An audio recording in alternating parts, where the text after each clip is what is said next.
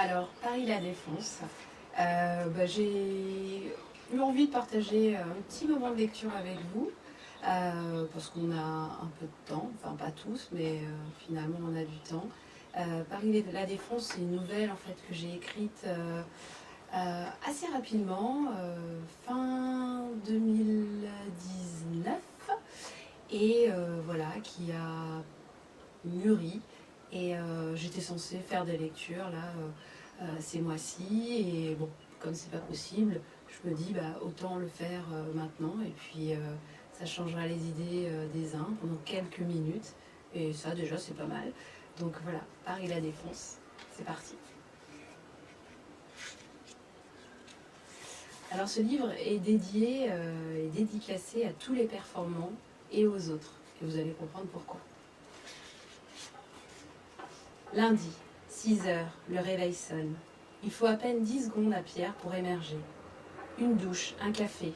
Il embrasse ses 2 beaux enfants, sa femme, et le voilà parti dans sa belle voiture. Celle qu'on donne aux cadres à haut potentiel, ceux qui ont prouvé leur valeur, leur talent hors norme. Pierre est directeur marketing d'un grand groupe. Tous les jours, il s'engouffre dans le parking VIP de son entreprise, se gare à sa place, numérotée, réservée. Il est au-dessus du lot, bien au-dessus des simples. Il a été recruté pour ça.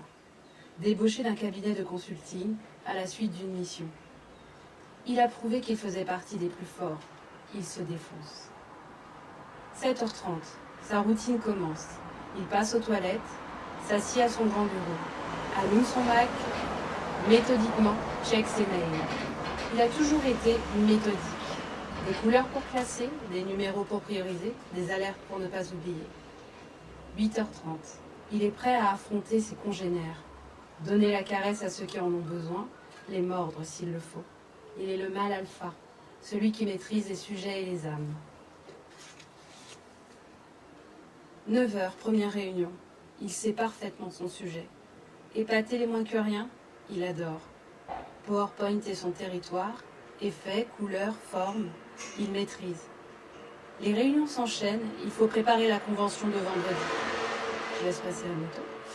Il joue gros, il joue une progression verticale dans la boîte.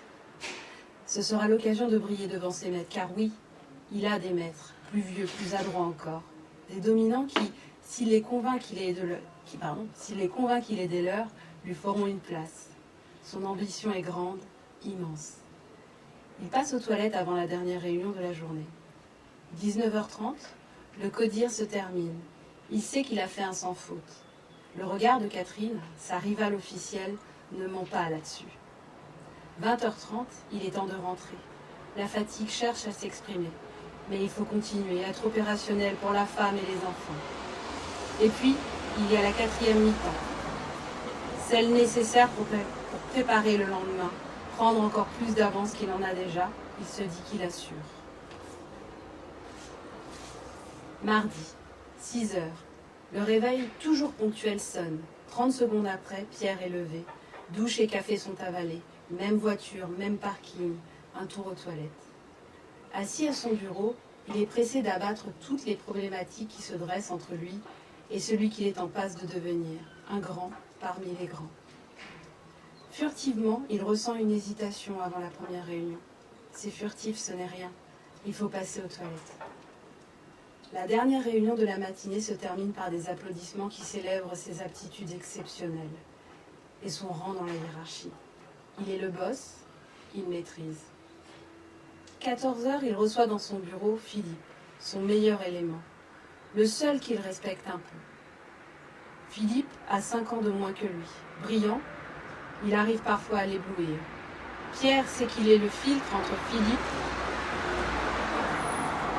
et les grands. Alors, il le garde tout près de lui. Il vaut mieux se méfier des petits qui deviennent grands très vite, trop vite. Philippe démarre sa présentation. Confiant, il assène, analyse et conclusion. Mais Pierre n'est pas concentré, pas assez agile. Non pas que Philippe le surpasse, mais là, il est presque à sa hauteur. Il reprend le dessus. Brusquement, Pierre sort du bureau, le téléphone à la main. Il fait signe à Philippe qu'il doit impérativement passer un appel. Mais l'appel, puissant, insistant, est tout autre. Oui, ça l'appelle. Il lui faut une ligne pour poursuivre sa trajectoire. Dans sa tête, c'est trop fort. Dans ses veines, c'est trop fort. Tout son corps lui réclame. Une inspiration. Ça y est, Pierre a retrouvé son pouvoir, nourrit sa bête. Il sort des toilettes. Après ça, Philippe est remis à sa place, celle d'un grand en devenir, sous la coupe de Pierre, son maître. La journée se poursuit dans la même énergie. Entre deux réunions, il organise sa rencontre hebdomadaire, celle qui lui permet de se décharger, celle qui lui permet de décharger, de partir. Et là, comme au bureau, il reste le maître, celui qui soumet. Mercredi, 6 heures. Pendant quelques minutes, Pierre songe à ne pas y aller. Il est humain après tout. Un coup de boost chassera cette pensée. Dans la salle de bain, il fait ce qu'il faut. On est à J-2 du grand jour des grands, de l'intronisation, surtout ne pas se foirer. Aujourd'hui au bureau, il est plus exigeant avec les petits, les faibles. Il les ressent de plus en plus ainsi. Il faut tout leur expliquer. Et même après ça, beaucoup ne comprennent pas ces directives devenues certainement trop complexes. Clairement trop. Pour Pierre, c'est clair, son QI est au-dessus, juste trop inaccessible, au rien. À midi, il décide de ne pas manger. Pourquoi perdre son temps à se nourrir? Il se rattrapera ce soir avec les amis qui viennent dîner. À 19h30, l'agenda indique dîner à la maison avec les seigneurs. Pierre va gérer les choses comme il faut, il sera à l'heure. 19h30, tout le monde est dans le salon. Tableaux et meubles design y trônent fièrement. La décoratrice mérite son salaire. Que de l'élite autour de la table, du cerveau, des ponts et chaussées, des mines de la Polytechnique et leurs femmes fines. C'est un combat de neurones, une pesée de compte en banque, un battle de testostérone. Ça arrive fort. Les vies des uns et des autres sont passées au crible, scannées. Les notes des enfants, incroyables. Les vacances au paradis, démentielles. Le taux de crédit de la nouvelle maison, imbattable. Tout y passe pour briller, jusqu'à la nappe de la table, extraordinaire. Ces soirées entraînent Pierre à son entrée dans la cour des grands. C'est pour ça qu'il les côtoie une fois par mois. Et de toute façon, il est pris dans le cercle infernal des invitations à rendre, dans l'engrenage du réseau à entretenir, comme tous autour de la table. Ils sont entre eux, entre vainqueurs. Ils se détestent. À minuit, la démonstration est terminée. Tout ce petit monde est parti. Pierre est vidé. Contrairement au bureau, les adversaires étaient de taille. Ce soir, il faudrait se coucher pour récupérer. Mais la participation à la 4e mi-temps est obligatoire. Prendre de l'avance, encore et toujours. Jeudi. Ce matin, Pierre s'accorde 15 minutes avant de se lever. Il les mérite. Allez mon grand, tu es l'élite. Tu sais ce que tu as à faire, fais-le. Aujourd'hui, il se perfuse ses injonctions de champion. Une chose a changé, une chose puissante, inconfortable, familière s'est installée. Ils sont maintenant 2 à bord. Surtout ne pas s'attarder sur ce ressenti. Pierre y est presque. Demain, il aura tout gagné, raflé tout ce qu'il mérite. Dans sa voiture, il passe un coup de fil à Léo. Léo, toujours disponible, toujours ponctuel, livre aussi au bureau. Pierre sait qu'il va lui falloir des réserves. Son foutu corps ose montrer des signes de faiblesse. Ne craque pas maintenant.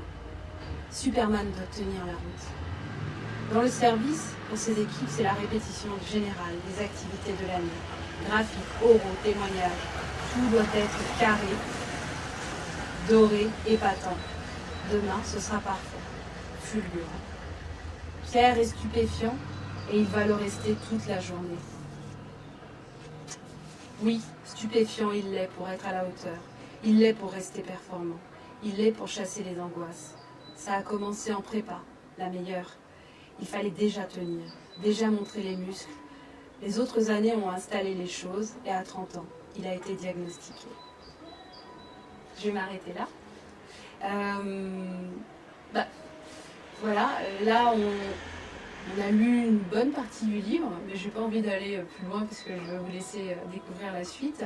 Et puis, Éventuellement, si là vous voulez mettre des commentaires sur ce qui va arriver à Pierre, ça peut être intéressant de voir comment vous envisagez la suite.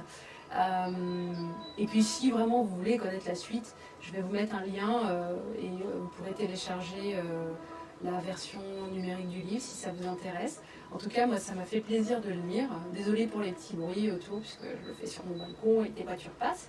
Mais voilà, échangeons avec grand plaisir sur déjà le ressenti sur les quelques pages que j'ai pu lire. Et puis je vous dis à bientôt et puis portez-vous bien, prenez soin de vous.